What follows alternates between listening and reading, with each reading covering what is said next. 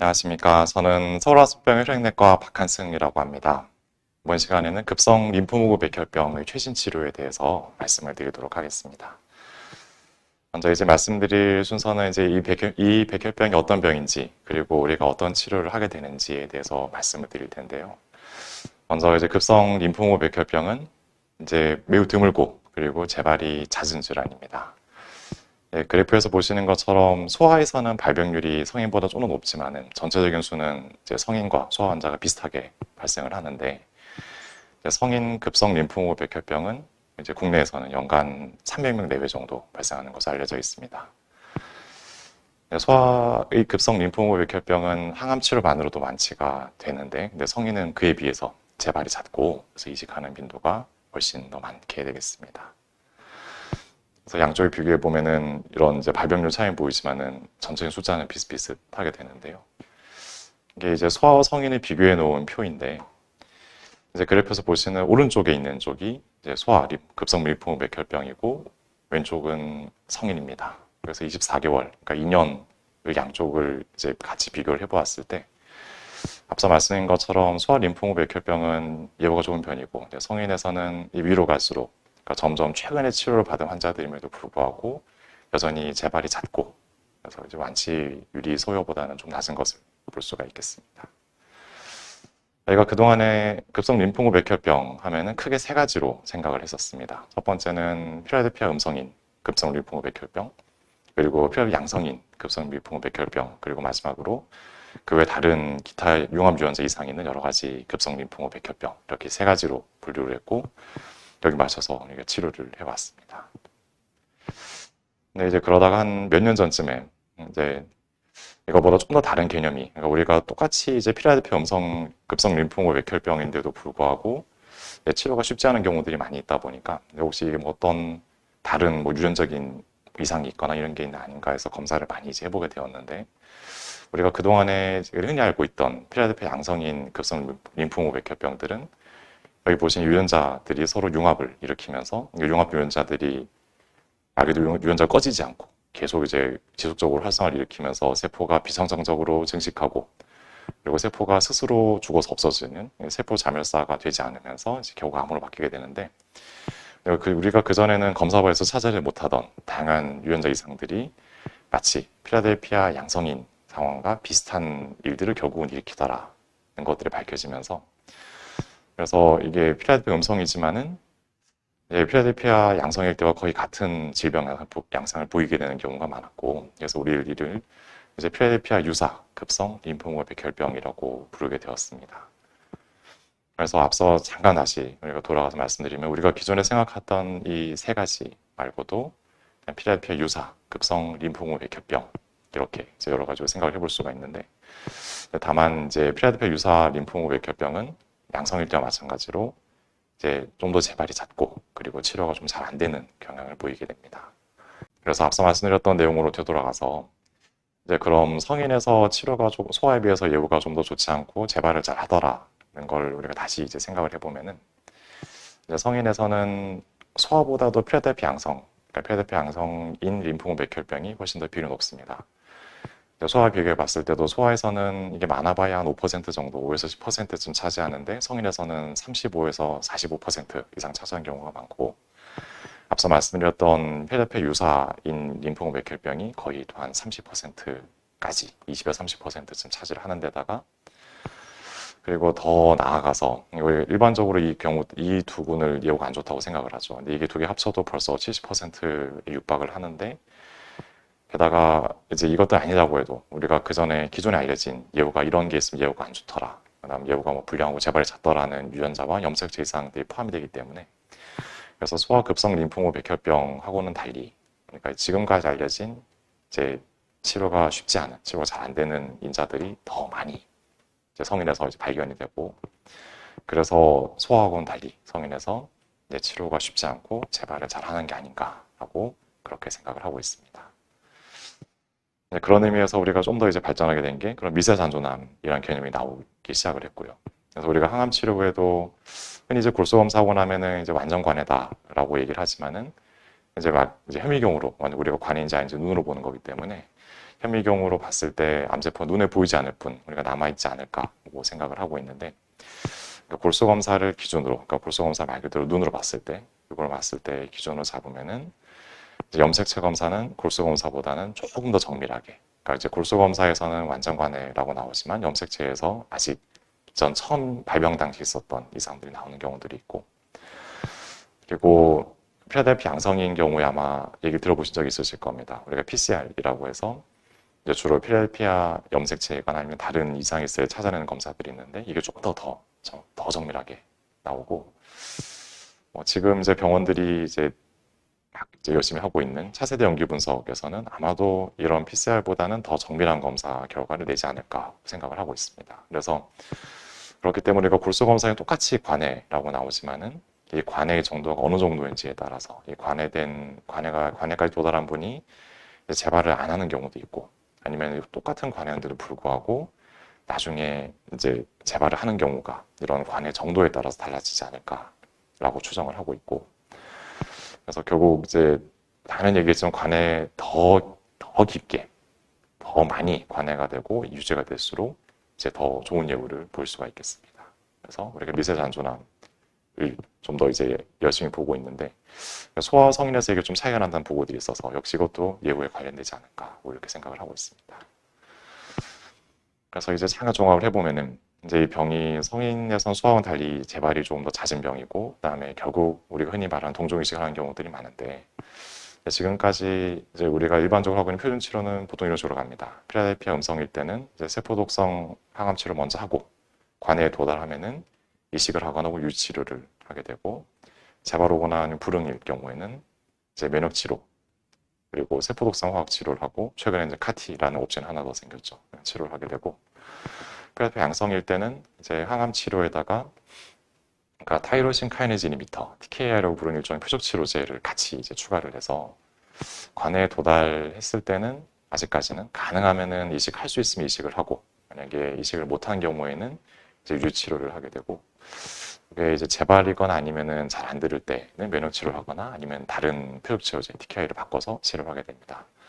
처음 말씀드렸던 이제 필라델피아 유사인 급성 림프모 백혈병은 아직까지는 딱 이렇게 하면 좋겠다라는 게 나오지 않은 상태입니다. 이제 임상 연구들을 여러 가지를 하고 있는데 좀 획기적으로 뭔가 다른 게 있거나 그러진 않아서 지금은 이제 필라델피아 음성인 치료와 똑같은 치료를 하고 있습니다. 네, 그러면은 일단 먼저 필라델피아 음성인 급성 림프모 백혈병에서 이제 처음 얘기 드린 것처럼 이제 항암 치료들은 병마다 조금 다르긴 하지만 되게 기본적인 치료를 하고 이제 그 다음부터 재발하거나 약이 잘 안 들을 때부터가 사실 이제 우리의 관심사이기 때문에 이제 이제부터 말씀드릴 내용은 이제 치료가 잘 안 되기 시작했을 때 우리가 이제 어떤 방법으로 치료를 하고 어떤 약들을 고르고 어떤 전략을 가는지 거기에 대한 말씀을 몇 가지 드리도록 하겠습니다. 먼저 이제 필라델피아 음성인 급성 림프모 백혈병에서 저희가 흔히 말하는 신약, 이제는 약이 나온 지가 몇 년 됐으니까 신약은 아니죠. 그래서 이런 면역 치료제들이 크게 두 가지가 있습니다. 그래서 두 가지에 대해서 이제 주로 말씀을 드리고 나머지 얘기를 드릴 텐데요.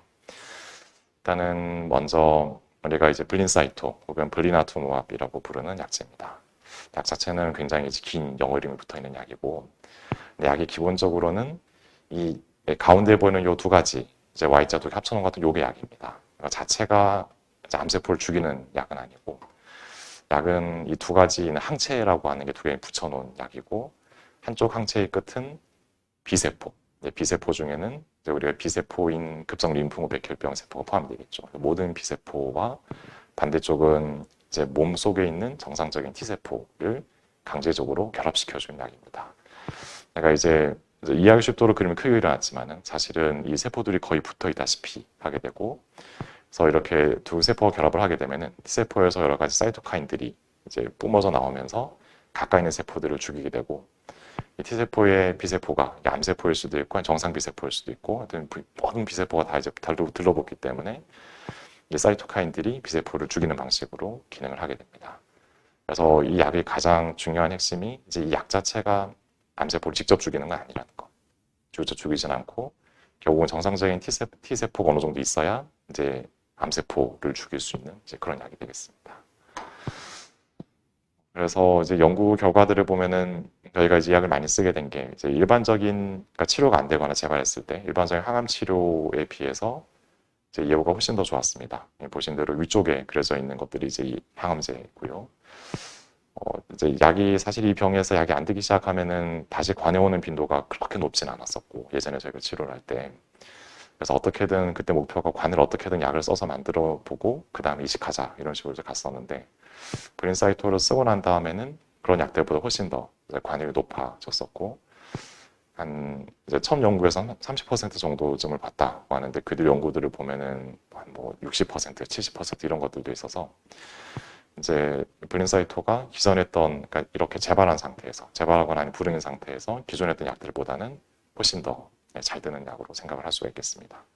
근데 그래프를 자세히 보시면 아시겠지만은 이게 나중에 이게 개월입니다. 그래서 6개월, 12개월, 18개월, 6개월 단위로 가다 보면은 1년 정도가 지나가고 나면은 기존 항암 치료와 거의 비슷해집니다. 이 얘기인즉슨 처음에 약을 쓸 때는 어느 정도 유지가 되고 근데 나중에 시간이 지나가면 점점 재발하기 시작한다는 이야기이고 물론 이제 이 뒤로도 보시는 것처럼 이제 전체 중에서 한 20% 내외 정도는 그 시간이 지난 다음에도 계속 유지되는 분이 계시지만은 많은 경우에서는 처음 반응이 좋다가 나중에 재발을 하기 때문에 그래서 지금 이제 많은 나라에서 우리나라 포함해서 많은 나라에서 우리나라에서도 이제 이 약은 이제 처음에 이제 재발하거나 혹은 약이 안 들을 때 우리가 다시 관해를 획득하는 목적으로 약을 쓰고 그다음 관해에 도달을 하고 나면은 가능하면은 이식을 하기 위해서 노력을 하게 됩니다.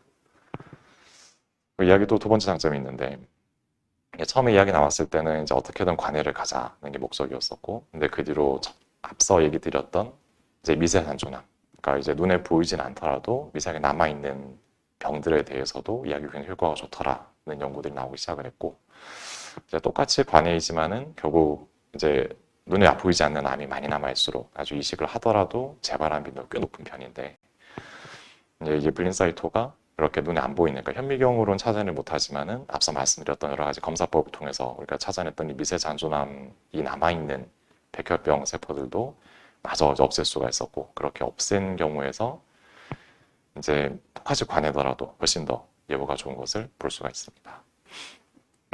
다만 이제 이야기 모든 장점만 있는 약은 아니라서 이제 단점들이 있는데요. 첫 번째가 사이토카인 방출 증후군이라는 부작용을 일으킬 수가 있습니다. 그래서 아예 약전, 그러니까 여기 있는 건 우리 식약처에서 나온 약전인데 약전 첫 번째에 쓰여 있습니다.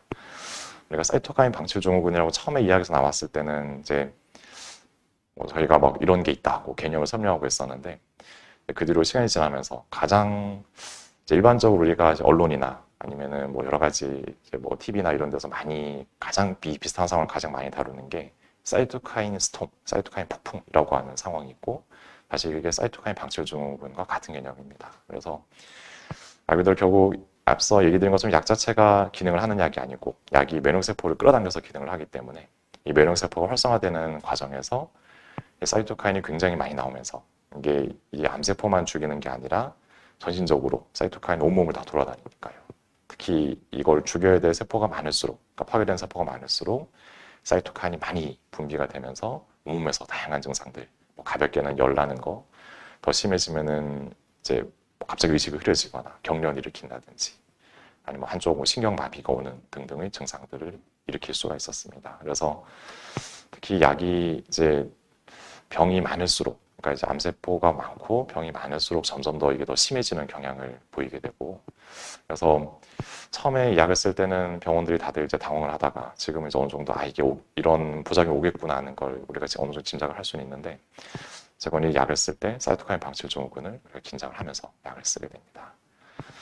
그다음 두 번째가 이제 모든 약들이 다 그렇지만은 이제 항암제를 계속 반복을 하다 보면은 점점 이 병 자체가 이런 내성이 생기고 약제의 내성이 생기고 돌연변이가 유전자 돌연변이 생기면서 약이 안 듣기 시작을 하게 되는데 블린사이토도 마찬가지여서 이제 약 쓴 것들을 비교를 해봤더니만은 다른 항암제를 계속 이제 이런저런 약을 다 써보고 마지막에 쓸 때는 효과가 그렇게 썩 좋지는 않았고 이제 가능하면은 재발이거나 우리가 불인 걸 확인했을 때 최대한 빨리 쓰는 쪽이 더 효과가 좋더라는 걸 이제 알게 되었습니다. 그래서 가능하면 딴 약제를 사용하기 전에 약을 써야지 효과가 있었고요.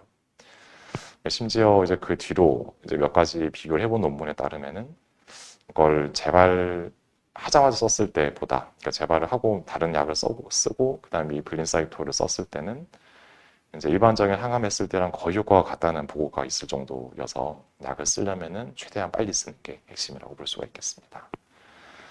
그다음 이제 세 번째 문제들이, 그러니까 이제 병이 안타깝게도 재발하신 분들 보면 병이 이제 골수 외의 병변, 그러니까 예를 들어 뭐 림프절이 커진다든지 아니면 다른 덩어리 만든다거나 이런 경우들이 있는데, 이제 약 자체가 그런 골수 외의 병변에서는 약효가 그렇게 썩 좋지가 않았었고, 그리고 나중에 이제 카티 때도 결국은 이제 같은 개념이 나오려고 우리 예상을 했었고, 예상대로 카티 쓴 다음에는 똑같은 문제가 생기고 있는데, 이제 재발했을 때 약 자체가 이제 CD19에 대해서 이제 들어간 약이다 보니까 재발하고 난 다음 막상 보니까 CD19가 음성이 되는 재발이 나타나는 경우들이 있었습니다. 그래서 약 자체는 굉장히 좋은 약이고, 앞서 말씀드린 것처럼 미세단조람을 없애는 이제 그런 좋은 약에도 불구하고 이런저런 한계점들이 있고, 그래서 이 약을 어떤 약을 쓸지 선택을 하게 될 때 이런 이제 이 약의 한계나 아니면 부작용 등등을 고려해서 약을 고르게 되겠습니다. 두 번째는 베스폰사라고 하는 약입니다. 이 약은 이제 앞서는 이제 항체만 있는 약이었는데, 이건 항체에 항암제가 붙어 있고, 이제 항암제와 항체가 붙어 있는 이게 이제 약입니다. 이걸 우리가 베스폰사로 부르는 약인데, 이 약이 이제 주입을 하면은 세포 속으로 들어가서 이제 항체를 통해서 들어간 항암제가 DNA가 붙어서 이렇게 DNA를 파괴하는, 그러니까 세포를 파괴하는 그런 약입니다. 항체 자체로 이것도 기능을 하진 않고, 여기 들어간 항암제가 들어가는 약이고, 항체는 이 항암제를 세포 안으로 밀어 넣어준 역할을 하게 됩니다. 대신에 항체에 붙어 들어가기 때문에 이 항체가 있는 세포 안으로만 들어가게 되고, 그래서 이제 백혈병, 정확하게는 역시 마찬가지로 비세포만 공격하는 그런 약이 되겠습니다. 앞서 보여드린 표정이 비슷합니다. 이 약도 마찬가지로 이제 일반적인 항암제보다는 당연히 더 효과가 더 이제 우월한 것으로 나타났고, 약효는 이제 블린사이토하고 비슷하게 나오는데 역시 그것도 좀 특유의 부작용들이 있어서, 이제 이 약이 처음 임상 시험했을 때부터 문제가 따라오는 게 이제 굴혈관 폐쇄증후군이라는 문제가 나온다고 이제 우리가 알고 있었고, 이 굴혈관이란 거는 간에 있는 혈관입니다. 즉 이제 약을 쓴 다음에 간 기능이 굉장히 나빠지는 경우들이 종종 있었습니다. 그래서 이제 아까 블린사이토는 첫 번째 경고에서 이제 면역관 사이토카인 방출 증후군, 면역 관련된 문제가 있었던 것처럼 이 약은 첫 번째 부작용이 이제 간독성이 포함이 되어 있고, 그래서 이제 이식을 하고 난 다음에 간독성이 생기는 경우들도 있었고, 이식하기 전에 생기는 경우도 있었습니다. 그래서 이게 흔치는 않아서 저희가 실제로 이 약이 처음 들어올 때는 이제 이런 걸 우리가 논문에서 보고 있었으니까 이런 문제가 생기면 어떡하지를 이제 병원들이 고민을 굉장히 많이 했었는데, 실제로 약을 써봤더니 이게 그렇게 심각한 정도는 아니고, 뭐 보더라도 경미하거나 또 이제 한 10% 정도, 그러니까 10분 정도쯤 치료하시면 한 분 정도 오는 것 같다, 이렇게 이제 우리가 알고 있고, 또 이제 이식하고 만약에 혹시 이런 게 생겼을 때는 또 한 몇 년 전에 이제 이런 이식하고 굴절관 폐쇄증후군이 왔을 때 이걸 막을 수 있는, 그러니까 해결할 수 있는 약이 보험이 되면서 이제 그런 우려가 좀 덜하기는 했는데, 어쨌건 약 자체가 간 쪽으로 문제를 일으킬 수 있는 약이다 보니까 우리가 긴장을 하게 되고, 특히 항암 치료하거나 아니면 이식하는 시점에서 간이 안 좋을 때 이 약을 좀 이제 피하게 되는 그런 경향이 있습니다. 자료들을 봐도 간이 안 좋을 때 이 약을 쓰면은 아무래도 간 쪽을 안 좋아지는 부작용 빈도가 더 높다는 게 알려져 있어서, 그래서 이제 고민을 하게 됩니다. 그래서 앞서 말씀드린 것처럼 이렇게 여러 가지 상황들에 따라서 결정을 하게 되는데요. 근데 다만 이제 아까 말씀드린 베스폰사의 장점이라고 하면은 이제 블린사이토하고는 반대로 이렇게 골수 외 병변이 있을 때도 약이 잘 되는 편이어서, 그래서 우리가 두 가지 약제를 쓸 수가 있고, 그 중에서 이제 병의 상태 그리고 환자의 상태에 따라서 약을 고르게 되겠습니다. 그 다음에는 필라델피아 양성인 급성 림포모 백혈병의 치료에 대해서 말씀을 드리도록 하겠습니다. 나는 보통 이제 우리가 앞서 말씀드린 대로 이제 항암 치료에 더하기 타이로신 카이네즈 이니비터, 줄여서 TKI라고 부르는 뭐 글리백, 스프라이셀 이런 약들입니다. 이제 그런 약들을 같이 추가한 지가 벌써 이제 한 20년 가까이쯤 돼갑니다. 2000년 초반부터 이 약들을 쓰기 시작을 했고, 그래서 예전에는 이제 예후가 안 좋다고 우리가 생각을 하고 있다가 이 약들을 쓰면서 예후가 크게 향상이 돼서 지금은 이제 필라델피아 음성인의 양성이나 치료 효과 자체는 거의 결과는 같다고 우리가 생각을 합니다. 근데 이제 가능하면은 여전히 아직도 이제 치료를 하고 관에까지 오면은 이제 동종조혈모습 의식을 하자는 걸 아직 우리가 권유를 하고 있고, 이제 지금도 계속 이제 화두가 과연 정말 이식을 해야 될 것인가. 사실 이것 때문에 계속 이제 화두가 되고 있죠. 화두가 이제 아직까지는 이제 간암 이식을 하자. 쪽으로 이제 얘기가 가고 있고. 근데 이제, 네, 다만 종종 이렇게 이식이 힘든 경우들이 있습니다. 아니면은 심지어 세포독성 화학 치료 자체가, 그러니까 우리 흔히 말하는 항암 치료 자체가 좀 어렵거나 아니면 쉽지 않은 경우들이 있었고, 이제 그럴 때는 이제 제 개인적으로도 그랬지만은, 이제 심지어 이제 이런 글리백이나 스프라이셀 같은 TKI의 단독 요법만으로도 효과가 있는 경우들이 있었습니다. 여기 보시는 대로 이제 약을 쓰면서 봤더니만은 이제 약만 써도 막 바로 나빠지면 그러지가 않으시고 보시는 대로 1년, 2년 지난 다음에도 이제 어느 정도 이제 치료가 유지되는 그런 경우들이 있었는데요. 사실 이식이라는 게 참 쉬운 건 아니어서 이제 여러 가지 단점들이 있습니다. 첫 번째는 이제 환자분의 나이가 연세가 많거나 이제 그런 경우들이 있고 공여자를 찾지 못하거나 공여자 나이가 너무 많은 경우들도 있을 테고요. 그리고 우리가 제일 걱정하는 이식하고 생긴 합병증들. 그러니까 우리 숙주병이라고 하는 이식편대 숙주질환 때문에 고생하시는 분도 많으시고 감염 때문에 고생하실 수도 있고요. 그리고 이제 심지어 우리가 이런 병 중의 일부는 이식을 하는 게 과연 이제 의미가 있나 할 정도로 재발이 굉장히 잦은 좀 특정 유전자 이상들이 있습니다. 이런 것들이 있을 때 이식을 이제 힘들게 이식을 하시고 합병증이 생기고 있는데 결국 재발하더라 이런 얘기가 나오다 보니까 이식을 가능하면 하려고는 하는데 이식할 때 이런 게 결국은 현실적인 걸림돌이 되고 합니다. 네, 그러다 보니 이제 이렇게 글리백 같은, 그러니까 TKI들이 많이 발달된 상황에서 과연 이식을 하는 게 도움이 될까, 이식을 하지 않아도 될까 하는 얘기들이 10년 전부터 계속 이제 나왔었고, 먼저 이제 소아백혈병 보시는 쪽에서 연구들을 몇 가지 해봤더니만은 이제 본인들이 봤을 때는 이제 소아에서는 그걸 이식을 안 하는 것도 이식을 하는 거랑 비슷할 수 있겠다라는 연구가 심지어 나온 적도 있었습니다. 이제 다만 이제 성인에서 여러 가지 연구들을 보면은 아직까지는 그래도 보시는 것처럼 이제 가능하면은 이식을 여기 위쪽 이식했던 쪽 이식 안 한 쪽보다는 그래도 좀 더 낫더라. 이게 한 이제 10년쯤 되어갑니다. 10년쯤 결과들이 계속 이제 많이 나왔었고 그리고 시간이 좀 더 지나가서 이제 전체 미국 대상으로 했던 연구들을 봐도 이제 이 병에서는 가능하면은 약만 복용하는 것보다는 이식을 하자 쪽으로 가서 아직은 이식하자고 보통 이제 권유를 드리곤 합니다. 이제 거기서 좀 더 나가서 그러면 왜 이 병이 이렇게 이제 뭐 이식을 해야 되는지 아니면 뭐 이식을 하지 않고 유되는 분도 있고 하는데 왜 차이가 나는가를 봤더니 결국 처음 치료에서 아까 얘기 드렸던 미세단조남 그러니까 이제 이런 우리 필라델피아 양성일 때는 PCR을 통해서 우리가 이 수치를 볼 수가 있는데 그래서 처음에 병이 굉장히 잘 조절된 분들이 결국에는 재발을 하지 않고 그러니까 똑같이 관해로 보이지만은 계속 남아있던 분들은 나중에 재발한 빈도가 더 많더라는 이제 연구들이 나오면서 그래서 이제 방향을 잡기는 해야겠으나 가능하면 아직 이식 쪽으로 이제 얘기들이 나오고 있습니다.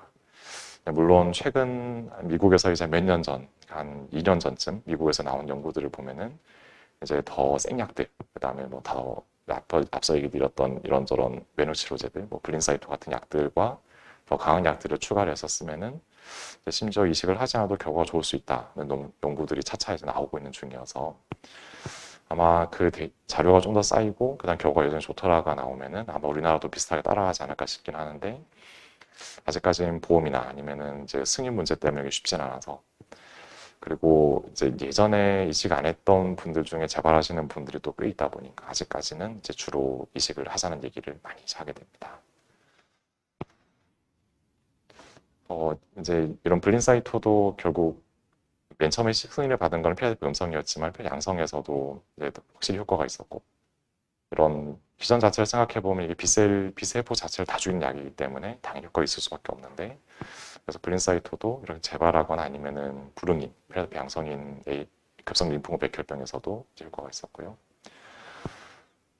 베스폰사, 그러니까 이노투즈맙도 마찬가지로 효과가 있습니다. 그래서 이 두 약들 다 이제 몇 년 전부터 이제 차례차례 이제 보험 급여 승인이 되기 시작을 해서 둘 다 지금 재발했을 때 약을 이제 쓸 수가 있고 그래서 이제 다만 앞서 얘기 드린 것처럼 이 약들이 약효가 오래 지속되지는 않기 때문에 마찬가지로 이제 필라델피아 양성에서 그러니까 베스폰사나 아니면은 블린사이토를 쓰게 되면은 결국은 관해까지 간 다음에 이제 그다음 이식 쪽으로 이렇게 이제 가게 됩니다. 그래서 이제 종합을 해보면은 우리가 필라델피아 양성인 급성 림프구 백혈병에서 재발했을 때 쓸 수 있는 약은 예전보다 훨씬 더 많아졌습니다. 효과도 좋고 이제 제 환자들도 이제 심지어 이런 스프라이셀 같은 약이 안 들었음에도 불구하고 이제 베스폰사나 블린사이토를 쓰면서 이제 완전 관해에 와서 이식하고 지금 잘 지내시는 분도 있고 이제 그러셔서 이제 약들이 옵션이 훨씬 더 많아졌는데, 근데 다만 이제 이식이 필수인가는 지금 여전히 계속 화두가 되고 있고, 아직까지는 이제 이식이 가능하면은 이식을 권유를 드리는 경우가 많습니다. 근데 이제 일부 환자들은 이식 없이 장기간 생존하시는 분이 계시긴 하지만은 그 빈도가 아직 그렇게 높지는 않았고, 성인에서 이제 이식 없이 완치될 확률이 아직은 낮은 편입니다. 그리고 많은 경우에서 이제 결국 우리가 이식을 하지 않으면은 이제 글리백이나 아니면은 뭐 스팔셀 같은 약 계속 복용하면서 이제 경과를 보게 될 텐데, 근데 그렇게 복용하다 보면 나중에 이제 그런 약제들이 안 듣는 돌연변이가 나오면서 재발하는 경우들이 많고, 결국은 이제 포나티닉 쪽으로 약을 바꾸게 되겠죠. 이제 이런 기존에 쓰던 약들 안 드는 돌염이 나오고 재발한다든지 아니면 결국에 뭐가 나빠지는 경우들이 많아서 아직은 이식을 권유를 드립니다. 아직은 이식을 권유를 드리는데 나중에 약을 쓰는 순서가 좀 달라지거나 지금은 우리나라 이제 급여 조건 때문에 그러니까 재발한 다음에 쓸 수 있는 이런 면역 치료제들을 좀 더 앞에서 쓰면은 그러면은 이제 예후가 그러니까 굳이 이식을 안 하셔도 좀 더 좋은 예후를 보일 수 있지 않을까 하고 기대를 하고 있습니다.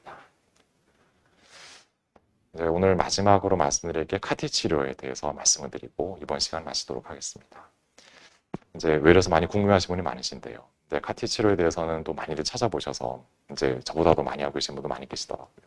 근데 이제 간략하게 개념을 말씀을 드리면은 앞서서 처음 얘기 드렸던 블린사이토가 이제 항체가 두 개 붙어 있는 거라고 말씀을 드렸었는데, 항체가 이제 하나는 B세포 쪽이랑 결합을 하고 반대쪽은 T세포라고 결합을 해서 T세포를 끌어당기는 그런 약입니다.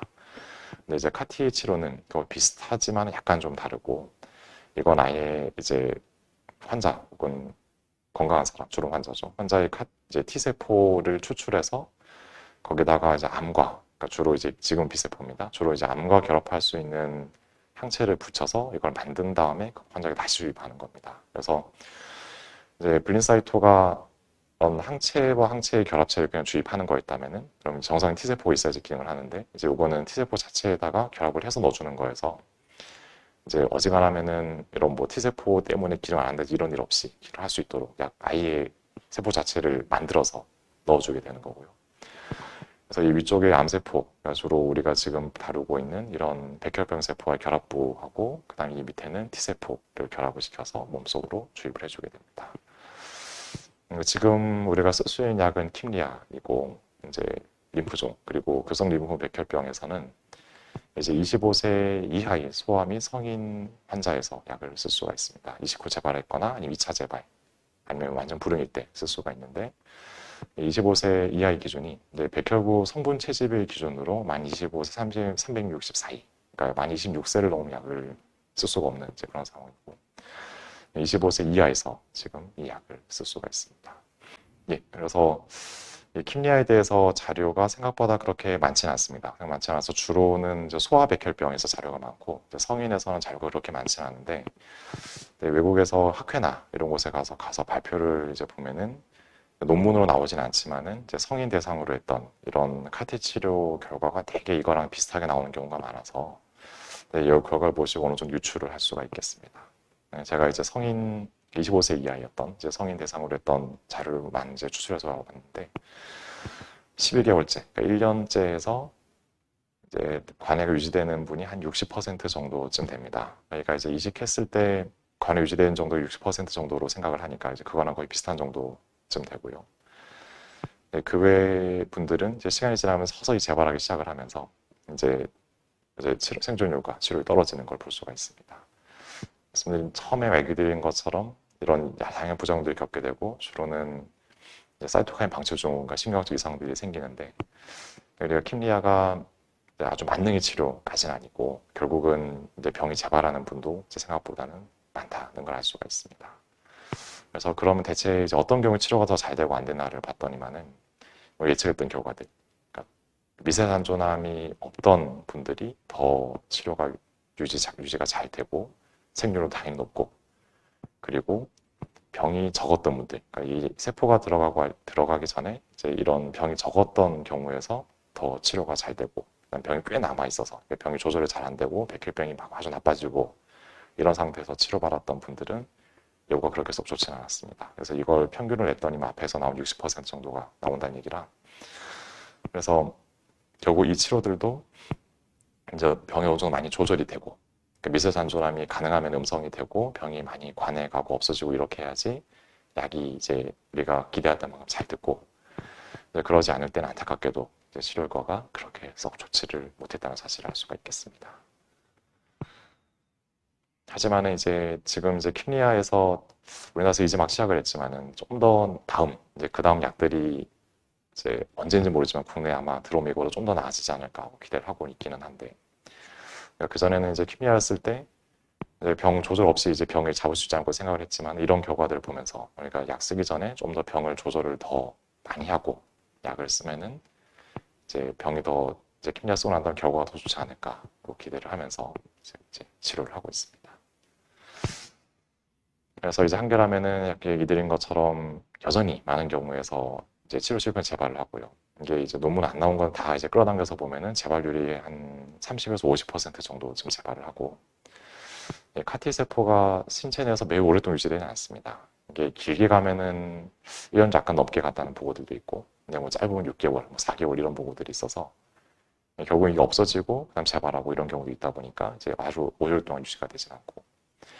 블린사이토세처럼 이제 CD19 음성인 세포가 생기면서 재발하는 경우들도 자주 있었고, 근데 이제 CD19가 양성인데, 그러니까 이렇게 치료 목표가 있는데도 불구하고 재발하는 경우도 생각보다 꽤 많았습니다. 그래서 카티가 이제 기존에 나온 다른 우리가 지금 쓰고 있는 치료보다는 제일 지금까지 나온 치료 중에서 제일 이제 우월한 치료이고, 그러니까 면역 치료제처럼 약효 지속 시간이 뭐 몇 달을 거칠 정도로 아주 짧거나 그러진 않고. 그러니까 이식하는 것만큼 부작용이 극심하거나 이제 그러진 않는데, 근데 우리가 상상하던 이런 만능의 치료는 아니고 여전히 이런 여러 가지 한계가 있다는 점을 알고 그러니까 치료 방향을 결정하게 되겠습니다. 경청해 주셔서 감사합니다.